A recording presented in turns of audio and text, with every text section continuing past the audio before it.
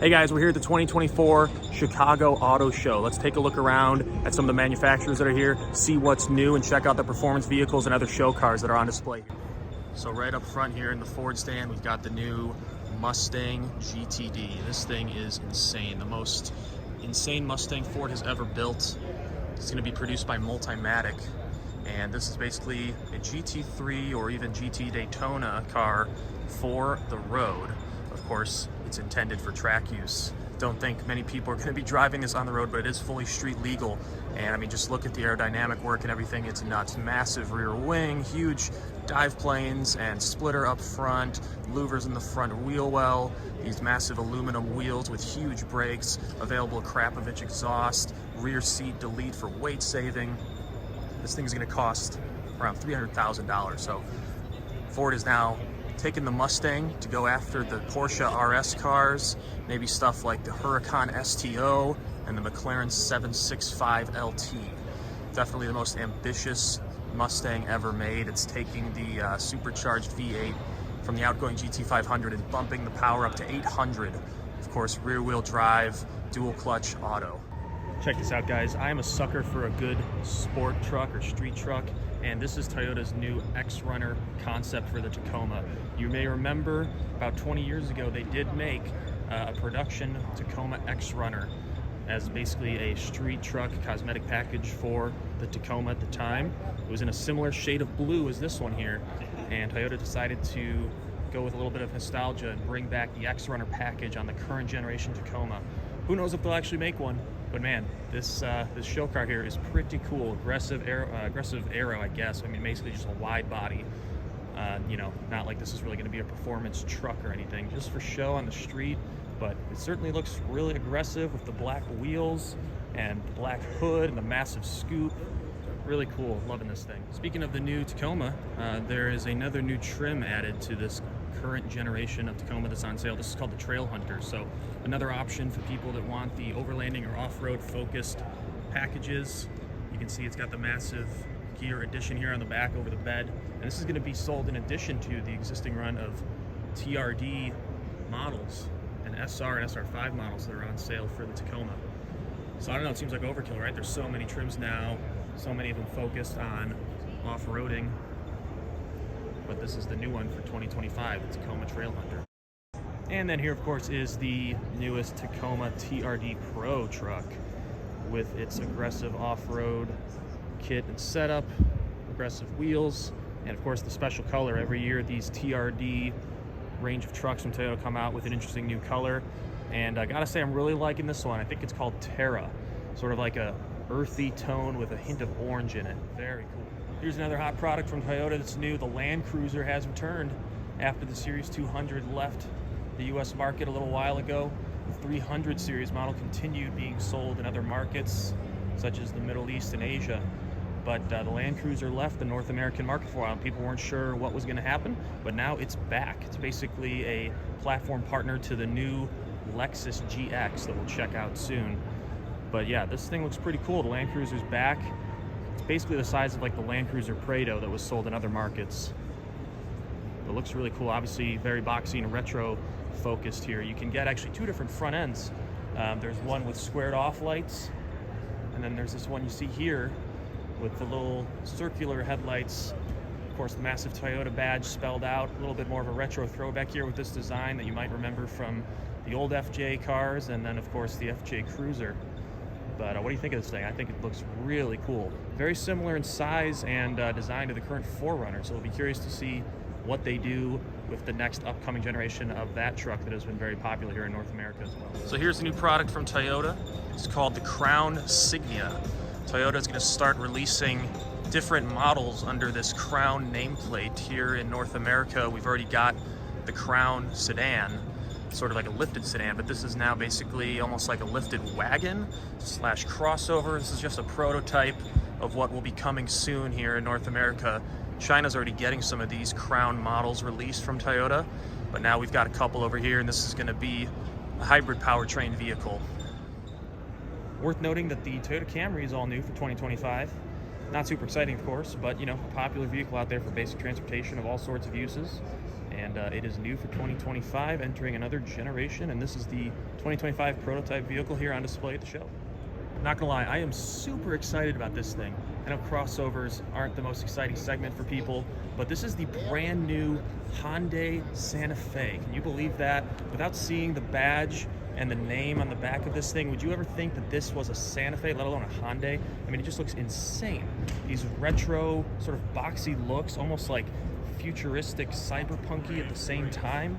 I mean, this thing just looks awesome. I love the lighting design, the angles of everything, the rear end. Let's check out the interior real quick. Of course, this is all new, completely different from any previous generations of Santa Fe, and really anything else that Hyundai or even Kia makes right now. Just looks super cool. Check out the back. Massive badging back here, lower lights with a really distinctive look. They make an H pattern for Hyundai, which is interesting.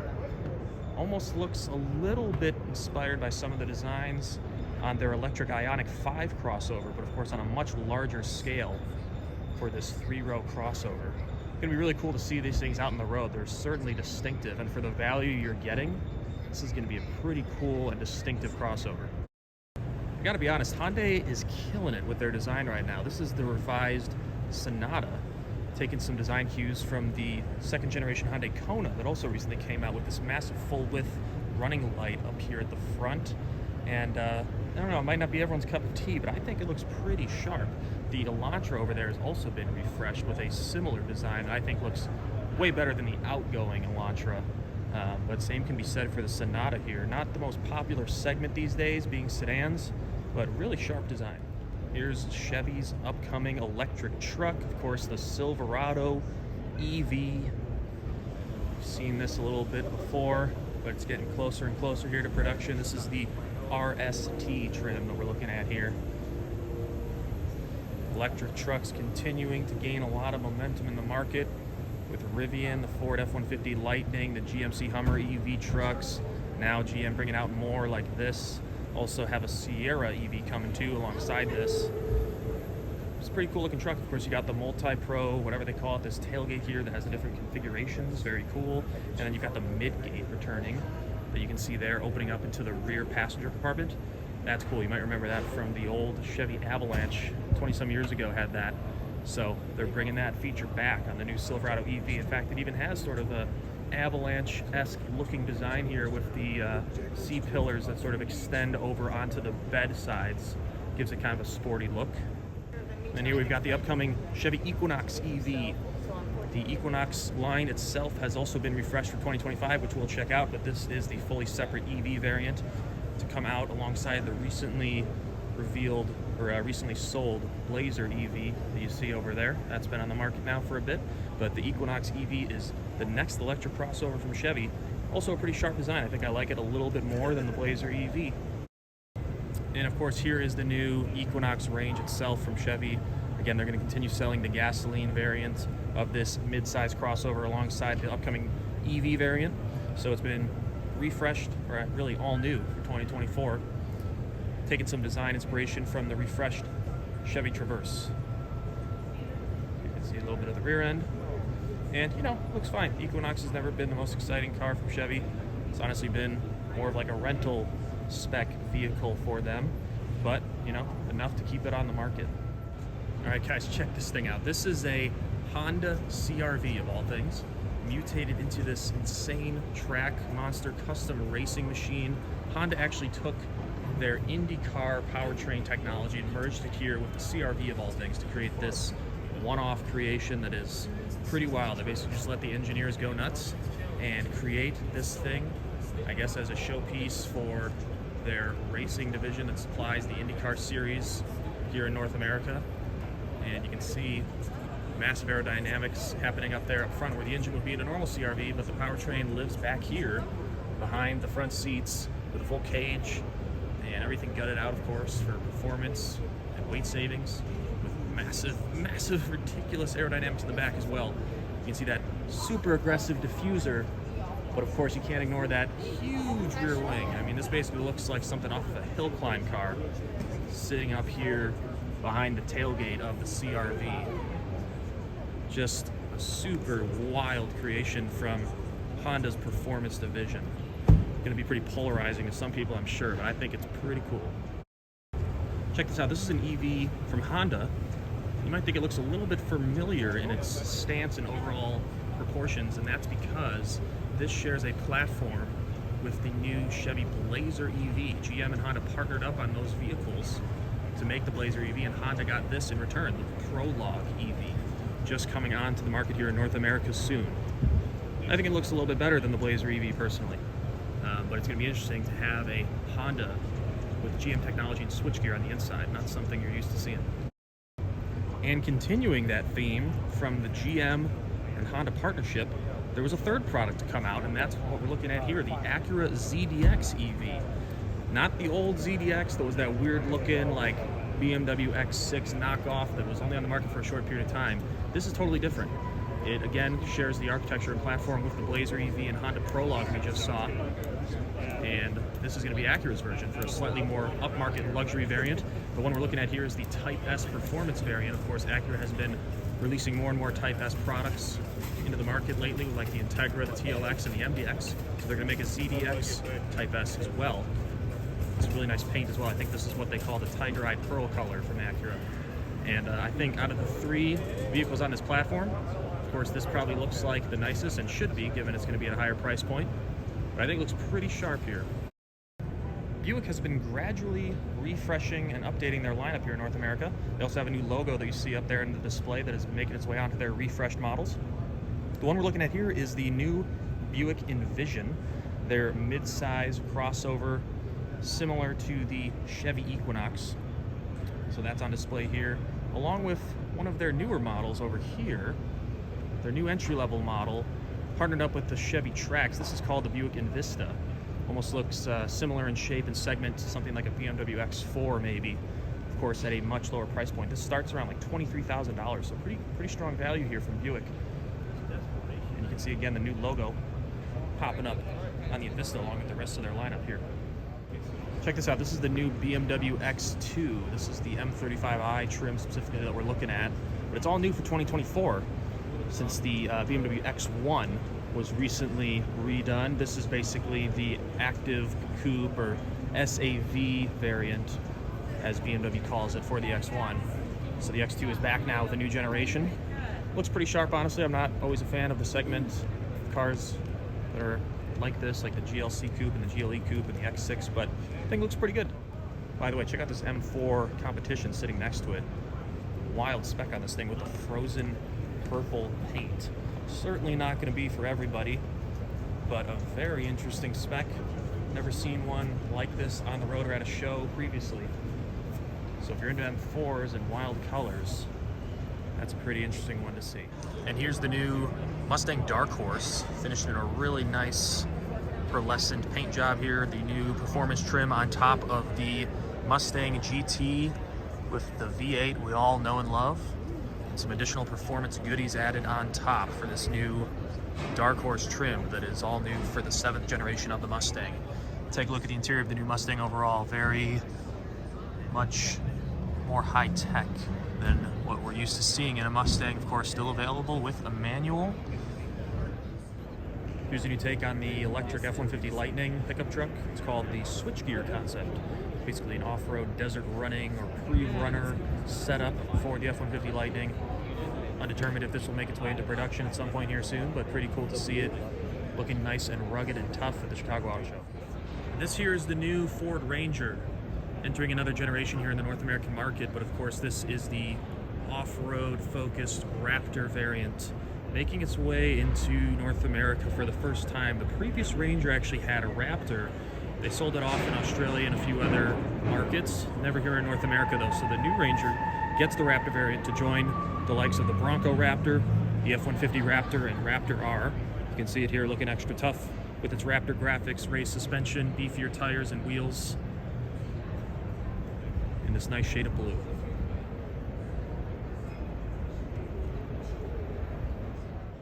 We have some interesting new versions of the Mustang Mach E here at the auto show. This is the recently revealed rally trim of the Mustang Mach E. is becoming available, of course, with some rally tune suspension, visual upgrades, extra aerodynamics. Look at that massive spoiler at the back, and these rally-inspired wheels. That's pretty cool to see. And then new is this bronze appearance package for the Mach E, in this new shade of paint with the bronze wheels and trim all around. This will be available at a starting price of $60,000 US here soon. Debuting at the Chicago Auto Show. Looks pretty sharp. Check this out, guys. We got some cool cars here from the Shytown Exotics car group. This is probably my favorite here. This retro modded Lancia 037 Stradale turned into what is called the Chimera Evo 37. But man, what a beautiful design with exceptional paint. Lancia 037, of course, the rally legend from the 80s. But man, how good does that look? Look at those wheels and everything. Such a cool package here from Graham Rahal Performance. Next to it, another one you might recognize, the Volvo P1800, but of course this is another resto mod here from Graham Rahal. I believe this is also done by Cyan Racing over in Europe. They put together these packages for one of the most beautiful cars of all time, and certainly one of the most beautiful Volvos ever made, the P1800. Then next to that, we've got the track monster here, the Radical RXC, mid-engine, track-focused machine, fully street legal, of course, which is insane. Could you imagine seeing that on the street? Look at all that aero work. Of course, it's got the Martini Racing livery on it from the British group Radical. Really cool to see that. Next to a bright pearlescent purple modified McLaren 720S with a Liberty Walk kit on it. And then an RWB Porsche. Interestingly, it's a cab, 993 cab with the RWB kit on it, looking exceptionally wide. I mean, just crazy. Not for everybody. Typically, you see these on the 964 and 993 coupes. Don't think I've ever seen one on the cab like that. And then a stock legendary Porsche next to it, of course, the 918 Spider in its original graphite gray paint, and the badges with the green outline, and the stock wheels, and the acid green brake calipers. One of the holy trinity of those hybrid cars from around 10 years ago. And then a Lamborghini Aventador next to that. Looks like that might be the Pirelli edition with the extra graphics and printings on the tires there from Pirelli. Of course, the visit here at the Chicago Auto Show wouldn't be complete without checking out the supercar gallery. Some of the finest cars brought in from the exotic dealers in and around the Chicagoland area. And first up, we have the newest Lamborghini Countach, the LPI 800-4, four-wheel drive hybridized V12 supercar, paying homage to the original Countach, of course. Very controversial to some people. I love it. I don't think it's too harmful, and I think the design does look very good at the end of the day. So really cool to see that. And this nice silver paintwork here. Next to some other Lamborghinis, of course, the Huracan Storado, the slightly lifted off-road focused variant of the Huracan, taking on stuff like the 911 Dakar. Next to a Huracan STO, the matte frozen blue paint and some red livery. Track-focused iteration, the most track-focused version you can get of the Huracan. Next to a gold-finished Urus S. Of course, the Urus S, as confusing as it may sound, is now basically the base Urus. The original one is no more. It starts with the S, and then you can get the Performante. Then we got some Rolls Royces here. The Cullinan, of course. Next to the Phantom, the original Rolls Royce, as many people call it. Next to a Ghost. And then we've got the new fully electric Spectre. You basically consider it the spiritual successor to the Wraith, the long-bodied two-door coupe from Rolls-Royce, but now fully electric, no more V12. And we've got some Bentleys over here. Next to the Flying Spur, we have a Continental GT Speed, the ultimate powerful performance iteration of the latest. Continental with that W12 engine, of course, the legendary W12, next to a Continental GTCS, of course, with the twin-turbo V8. This is actually the Azure trim, so that's basically the most luxurious version of the Continental you can get if you're into the convertible style. It's like the ultimate yachtmobile, that's what I call it. Next to some new Maseratis here, the new Gran Turismo that has been reimagined after being on the market for quite a while here. We've got the new one with its new corporate design, some frozen paint on this example, and then the MC20 supercar. This is the Roadster, also known as the Cielo. I believe that is Italian for sky. So we have an example of that here in the supercar gallery. Moving right along here, we got some new McLarens. This is the latest model from the Sports Series, the Artura, replacing the 570S, of course, and then the replacement in the Super Series of cars, the 750S replacing the 720S. This is the Spider variant here.